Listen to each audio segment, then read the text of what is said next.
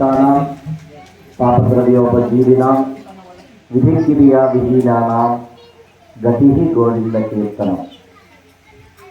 చూడండి, ప్రకృతిలో అనేక ప్రాణులు ఉన్నప్పటికీ మిగతా ప్రాణులన్నీ కూడా ఆహారము, నిద్ర, మైథునము, మరణము 4 విషయాలకి పరిమితం అవుతాయి. మిగతా ప్రాణులన్నీ కూడా అంటే ఆకలి వేసినప్పుడు ఆహారాన్ని స్వీకరిస్తాయి, అవసరం చెందినప్పుడు విశ్రాంతి తీసుకుంటాయి, కోరిక కలిగినప్పుడు అంటే చీమ దగ్గర నుంచి ఏనుగు వరకు కూడా అన్ని ప్రాణులు కూడా కోరిక కలిగినప్పుడు కోరిక తీర్చుకునే సంతానాన్ని పొందుతాయి, ఆయుష్ తీరిన తర్వాత చనిపోతాయి. మరి మానవులుగా పుట్టినటువంటి మనకి పరమాత్మ తెలివి పెట్టాడు కనుక మనకు కూడా ఈ 4 విషయాలకి పరిమితమైనట్లయితే మానవ జన్మ అనేటువంటిది వృధా జన్మ అవుతుంది. కనుక ఈ మానవ జన్మ గొప్ప జన్మ కావాలి అంటే మన వ్యవసాయము, మన వ్యాపారము, మన ఉద్యోగము, మన ఇతరత్ర సంపాదన మార్గాలు ఏవైతే ఉన్నాయో వాటినన్నింటినీ కూడా అనుసరిస్తూ మనకి అవకాశం దొరికినప్పుడల్లా కూడా చక్కగా మందిరం కట్టుకున్నాం. మరి ఇటువంటి మందిరానికి వచ్చేసి మీకు ఇష్టమైన రామనామం కానీ, కృష్ణనామం కానీ, అమ్మవారి నామం కానీ ఏదైనా భగవన్ నామాన్ని స్మరించినట్లయితే మానవ జన్మ అనేటువంటిది సార్థకత పొందుతుంది. లేదు కేవలం సంపాదించడం, తినటం, కనటం, చచ్చిపోవటం ఈ 4కి పరిమితమైతే మనకి ఒక కుక్కకి, మనకి ఒక పశువుకి, మనకి ఒక పక్షికి తేడా ఏంటి? అందుకనే మనకి ధర్మం ఏం చెప్తుందంటే ప్రశ్న వేసుకోమంటుంది. ముందు తద్విద్య ప్రణిపాతేన పరిప్రశ్నేన సేవయ ఉపదేక్షంతితే జ్ఞానం జ్ఞానిన తత్వదర్శన అని చెప్తుంది మనకి. అంటే అసలు ప్రశ్నించుకోవాలి, ఏంటి నేనేంటి? చూడండి, ఎవరమైనా చనిపోతాం, జాతస్య ధ్రువో మృత్యువు. మరి చనిపోయేలోపు మనం ఏం చేయాలి?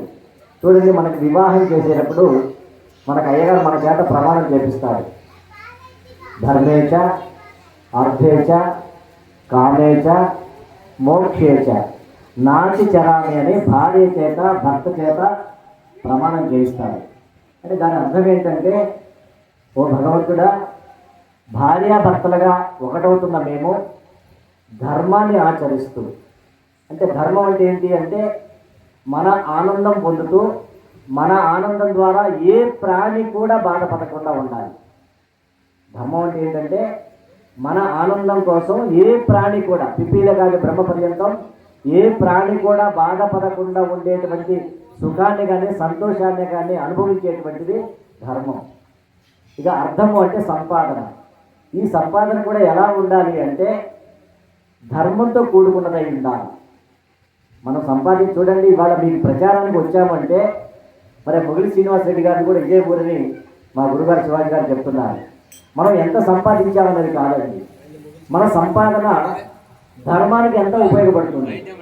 13 లక్షల పెట్టి మాకు వెహికల్ ఎందుకు ఇచ్చారంటే, అయ్యా మన ధర్మాన్ని, హిందూ ధర్మాన్ని ప్రచారం చేయండి శివాజీ గారని అవధూతేంద్ర భక్తమల్లకి కొనిచ్చారు. అంటే మనం పాత్రకి దానం చేయమంటున్నారు.